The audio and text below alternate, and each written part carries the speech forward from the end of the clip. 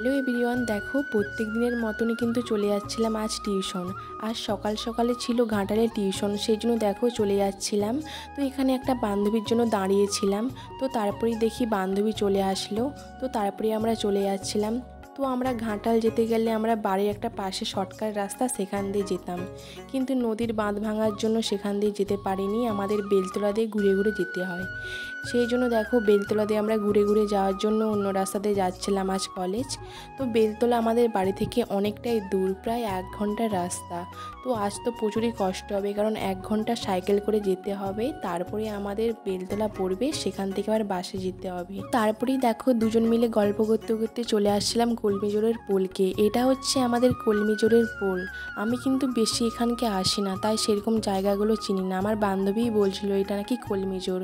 তো তারপরেই দেখো কলমিজোর পেরিয়ে আবার চলে যাচ্ছিলাম। তো রাস্তা তো শেষই হচ্ছিল না। একটা রাস্তা আসার পর দেখো আমরা বেলতলায় পৌঁছে গিয়েছিলাম। তো বেলতলায় একটা বান্ধবীর বাড়ি, ও আমাদের সাথে যাবে টিউশন, সেই জন্য দেখো ও চলে যাচ্ছিল আমাদের সাথে। তো তারপরেই দেখো টিউশনকে চলে আসছিলাম। তো স্যারের আজকে শরীর ভালো ছিল না, সেই জন্য দেখো তাড়াতাড়ি আজকে ছুটি দিয়েছিল স্যার টিউশন। তো টিউশনে যেহেতু ভিডিওটা করতে পারবো না, তাই সেখানে ভিডিওটা করতে পারিনি। ছুটির পর ভিডিওটা শুরু করেছিলাম। দেখো ফাইনালি আমাদের সব কিছু এখানে কমপ্লিট হয়ে গিয়েছিল। তারপরে বান্ধবী চলে গেল দেখো একটা ছাতা দোকানকে ছাতা কেনার জন্য।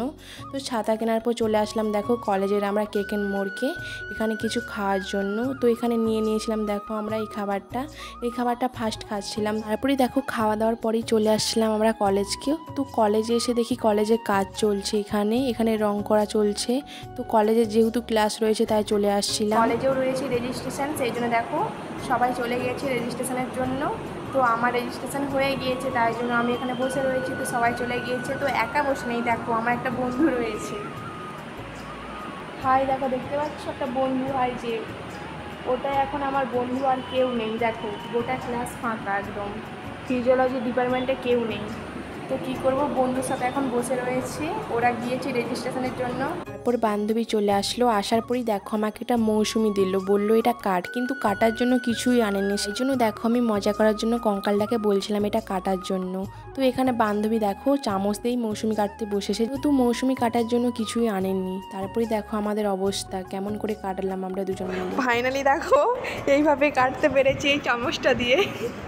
এবার আপেল কাটা হচ্ছে আমাদের, দেখো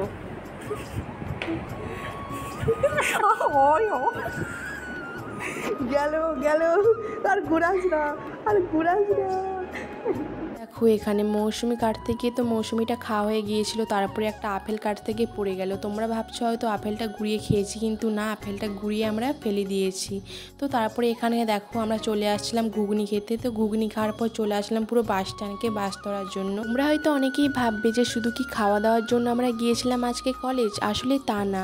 ভিডিও কি সবসময় করা যায় তোমরাই বলো তো? স্যার যখন পড়ায় বা কিছু করে তখন কি ভিডিও করতে পারবো বলো?